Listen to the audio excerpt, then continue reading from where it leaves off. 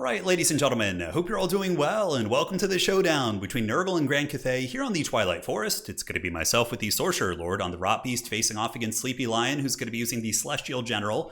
He's certainly pretty good at clearing out infantry. I like him quite a bit. There's going to be a War Drum and a Toad Dragon, all sorts of off-meta stuff here, and this is one of our new maps, so shout out to our map makers. It's a great one. Really like the look of it. Now, as far as my build goes, it's going to be pretty mixed up. We do have some super elite infantry over in the corner via the Chosen of Nurgle. So these guys are rad, and I like to slip in one Chosen unit just kind of in a very inconspicuous spot, and sometimes your opponent just thinks it's a Chaos Warrior, and then it just ends up, mulching through 3 or 4 units, right? So Chosen with Nurgle, or Chosen of Nurgle with Grey Weapons, with Nurgle as well. A couple Nurglings up in Vanguard, which is pretty good for Nurgle because you can push up on points very quickly and capture them with sustainable high HP capture weight. And in the secondary, it's going to be Marauders with Great Weapons, just kind of standard rank and file. Double Cultist on foot. Cathay has always kind of disliked fighting foot grindy characters, so I like the Cultist for that.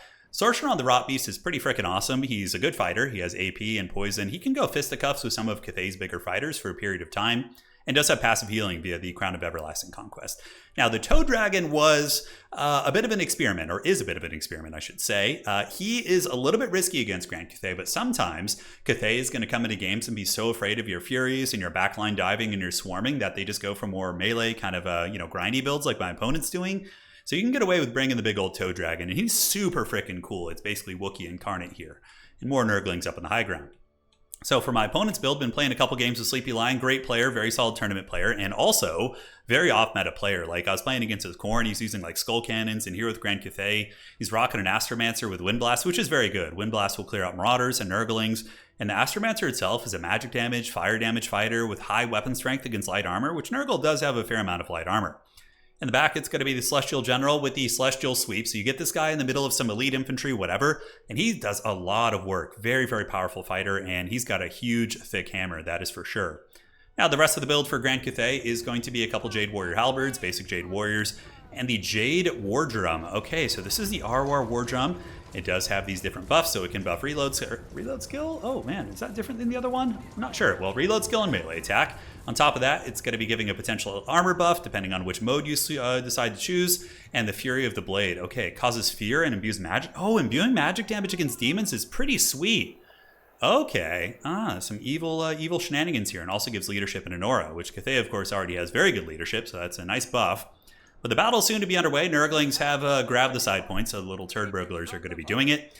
And I will be moving in to fight Cathay on the middle. Now, arguably, with my opponent's build, I should just sit on the side objectives and wait for him to move out. But I felt pretty confident that I had a Toad Dragon and pretty good fighting that I was like, I'm going to get up here and fight. Now, I was going to use the Breath Attack here, but the Toad Dragon Breath Attack takes like 10 years, and he actually moves in and punches me in the face with the General. But the Toad Dragon does swat him back, and the Rot Beast character also going to be trying to repel him. And now we're at a bit of a standoff here. But the Toad Dragon, the unspeakable foulness is going to be erupting from the beast. And he lets it go. Oh yeah, baby, that's what I'm talking about. Not bad, honestly. He does hit the Jade Warriors as well as he spears in the secondary. And does a little bit of damage against the War Drum, which was funny. Didn't expect that. But the Cathay Box of Doom is now going to be surging forward while the Chaos Sorcerer Lord decides to do battle with the Celestial General. I figured, hey, I have healing, I have a Rot Beast, I'm a pretty damn good fighter.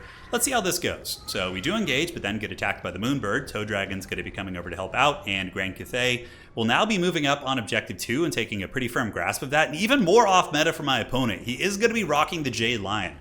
So, Jade Lion. Okay, I thought it was a Jet Lion from the distance there, but no, it is the Jade Lion. So yeah, an armor-piercing fighter with magic damage. Curious about this. I don't know if it got any buffs in the last patch, but it is able to chase my Toad Dragon, gets an attack in the back, does about 300 damage.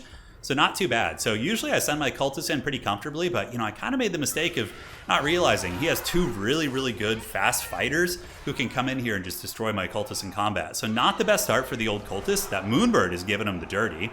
In the meantime, we're flanking around the side with Pestigors as well as my Chosen of Nurgle, Stream of Corruption going down. And the Marauders are going to be saturating into fight while I do call in double throwing axes to provide a little bit of support against some of the bigger monsters like the Jade Lions as well as the Zhangu War Drum and the big Toad Dragon. He's getting in there. And let's just take a moment to look at some of his attack animations. Super cool. He is getting poked by a lot of spears, which isn't great, but even still, should be able to take down these spears here and these Jade Warriors with a little bit of help. Now, on the backside, we do see the Moonbird, the Astromancer, battling with my Chaos Sorcerer Lord, so a bit of an even fight. Sorcerer Lord does have 80 armor, and the bird itself doesn't have a ton of armor piercing, so it is struggling to get through its armor. Even still, not the best fight in the world for me, especially considering we are going to be getting a Jade Lion coming over to help as well. But the big Toad Dragon, sent over by Tamara Khan, going to be helping out the homie while the throwing axes do circle around, looking to get those sweet throwing axe AP in on the Jade Lion here. Disdain of the Dragon Emperor is active right now from the War Drum, if I'm not mistaken. That range is serious, but it's giving immune to psychology, it's giving melee attack. It's useful against the terror of the Toad Dragon. Now, this was a really painful one. He blobbed me up, and I wasn't paying his attention. I saw the Astromancer, but I didn't see that he has a very sneaky Metalcaster right in the middle of his army. So he did bait me into a blob, gets a huge final transmutation, and pulls a huge, huge, huge value lead against me. Felt really bad, but Nurgle can take it. So Fleshy Abundance going down. It hits my Cultist, it hits the Toad Dragon, it hits my Lord. And we do also get this Jade Lion down. So the Toad Dragon showing that he's the true boss of the monster fight here as the Jade Lion. Oh, that's kind of a sad animation right there. Okay, not so sad. He just kind of fell down. Nonetheless, the Chosen do engage on the other side, so the Chosen of Nurgle have engaged against the Halberds. The Halberds will do a little bit of poke back, but overall, the Chosen of Nurgle will dominate this fight very, very hard.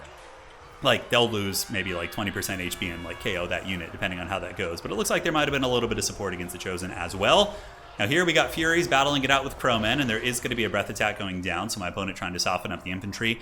And that's the thing, he probably thought those were just Marauders with great weapons, because you normally wouldn't use that breath attack on those units, because it has pretty terrible AP, the Wind Blast.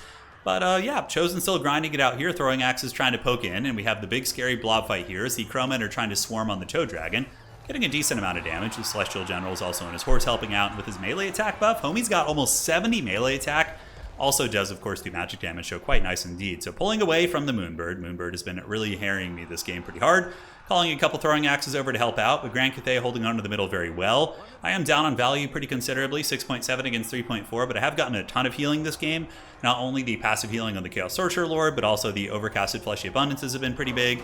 Chosen doing good, but my opponent finally spots that they're Chosen, I think. He does get the Empress's Crowmen and drops some steaming, pigeon bombs on them there, and the old Chosen going to be taking a bit of a hammering. So that felt pretty bad, but I'm hoping that they'll still be able to endure and give me some good fighting. Meanwhile, Pestigores defeat Jade Warriors, no surprises there, but the War Drum is making this fight in the middle exponentially harder than I expected. It's been a tough one. So Furies versus Crowmen, it's a pretty even fight after the nerf to Furies. I don't know who actually wins in a vacuum.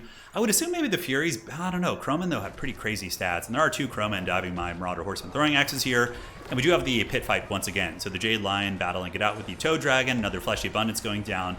My Sorcerer Lord has reached healing cap just from his own passive healing in that one Fleshy Abundance earlier. And so far, I have to say, I've been enjoying the Toad Dragon. He's a little bit, his maneuvering is a little bit tough. I know CA did buff his turn speed in one of the most recent patches. Okay, there he goes. He's flailing around. Probably not bad on value. Yeah, about 1,600 so far. Not terrible. And he has absorbed a ton of damage, right? He's pretty tanky. He's got high missile resist in case my opponent brought any sort of missile play. And another final transmutation going down really, really hurts. And my opponent pulls up to a 3,000 value lead. I would say I've probably healed about 2,000 to 3,000 value as well, though. So at this point in the game, I think we're very much dead even. And I felt pretty comfortable in it in some ways because I was like, okay, eventually he's going to have to break formation and start playing the side objectives.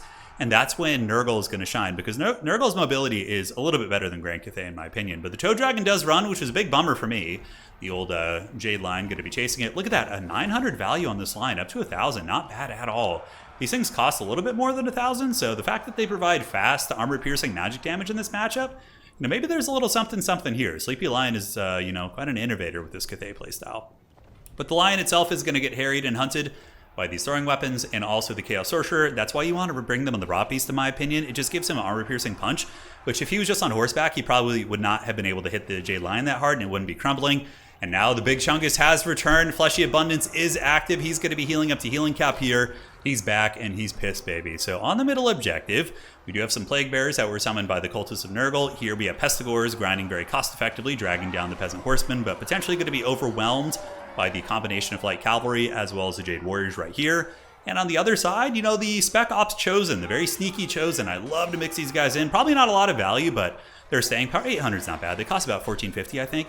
But, I mean, even in their very tattered state, they might even be able to win 4v1 right here. They're that much of a menace. They still have 3,800 HP and a pretty high model count as well. So the Toad Dragon has returned, and up on the high ground point, some Jade Lancers do crumble my little Nurgling Guardians, which was unfortunate. So we do respond by using a Curse of the Slug and poisoning them down to 31 speed. And we're going to be using the Furies as well as the Marauder Horsemen, who are pretty much out of ammunition at this point, to swarm on top of the Jade Lancers and hopefully butter their bread. A couple Pestigores going to be reinforcing the high ground point. Chaos Sorcerer, Lord of Nurgle is moving as well. Toad Dragon sitting at a decent amount of HP. And Grand Cathay, you know, their whole build is very much like, hey, come and fight me. I'm going to outvalue you on this box, and then I'm going to push for the objectives later on. So if there ever was a time for him to push for the objectives, it's going to be now. So seeing that he's pressing the sides with a couple Peasant Horsemen, we do have very, very good Vanguard units in the Pestigores. The Pestigore is going to be charging up with the Chaos Furies of Nurgle. Both are pretty good here and should be able to clear off this objective no problem. So that really just means that this objective is the one that's in a bit of a precarious situation. We do see the Moonbird coming back in, Chaos Sorcerer here being intercepted by Crowmen and the Marauder Horsemen as well. But I think overall we should be able to win that fight. Celestial General, what kind of value are we looking at? 1900 value from him this game. Really cool that Cathay has a solid fighter like that.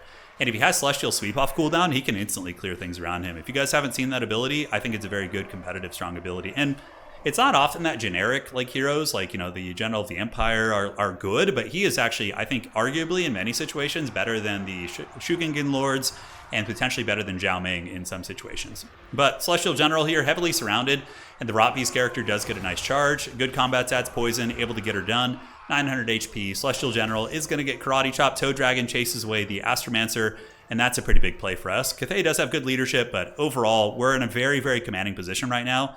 The value is about 2,000, but we've healed easily 3,000 to 4,000 this game, so it wasn't quite enough. Celestial General is going to get hunted, and now from here, we do secure the high ground objective with the Vanguard Pestigores, as well as the Chaos Furies, and we're going to be swarming down with pretty much everything we have. But the Toad Dragon is in a position where it might actually die. It does have 2,300 right here. He's fighting it out, and there is going to be another final transmutation, which has probably got an insane value this game. I'd be curious to see it. We can check afterwards too. Yeah, 2,600. So we do run away from that. Toad Dragon is going to be falling, but he did great, man. Round of applause for the beast. I mean, he went healing capped. That is an insane amount of HP to chew through. We got 2,300 value on top of being a huge damage sponge this game. You gotta love it, man. Sometimes it's cool to mix it up. You know, if my opponent had gone with a big gunline, bowline build, and or a cannon, we could have been in some trouble, but also we could maybe spam out 4 Furies and shut that down, maybe. But here we do get another Lion coming in. It is going to be a Jade Lion down on the low ground. The Chosen's still going strong. See, the Sleeper Chosen, I'm telling you, give it a try. 1,200 value here, so they've just about paid for themselves. And there's War Drum. We got Nurglings coming in, Pestigores from the high ground, reinforcing with some Chaos Knights. So the Chaos Knights going to be rolling up here.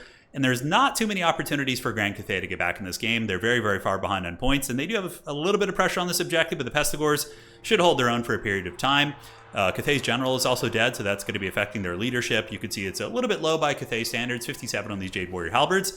Chaos Knights easily going to be sweeping off this high ground point, so you see the Chaos Knights rolling up there, cleaning that off. Nurglings do reroute there to make sure it doesn't get taken, and Chaos Knights come down here. Capture weight immediately starts to flip in our favor.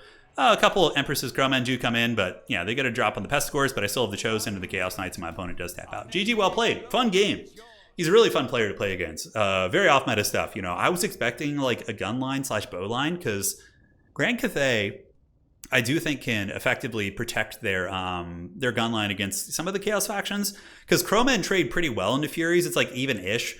So I think that you can get away with it. Even still, though, his build was very cool. And if this was a map that had a home objective, his build would have been that much better. Like if it was just like Imperial Crossroads or Imperial Road, where each player has like a home base objective and then you fight over the middle, his build would have been way stronger. But there, I was able to just, you know, kind of play the sides a little bit, and then he had to bounce with that very static build, and that's when I was able to start picking off a lot of value. But Toad Dragon was good at 23. Sorcerer Lord did fine. Cultists were a bit of a swing and a miss. 14 here. And for the rest of the army, I mean, Pestigores, yeah, they do their thing. 1,900, 3,000 on his Astromancer on the Moonbird. I think that thing is an absolute menace. The War Drum was good. It actually made his army very threatening. 2,800 on the Astromancer and 1,300 on the Lion. Okay, that's not bad. Hey, man, maybe we're discovering some tech. Well, GG, well played. Hopefully you guys enjoyed that one. We'll see you around, and you guys take care of yourselves.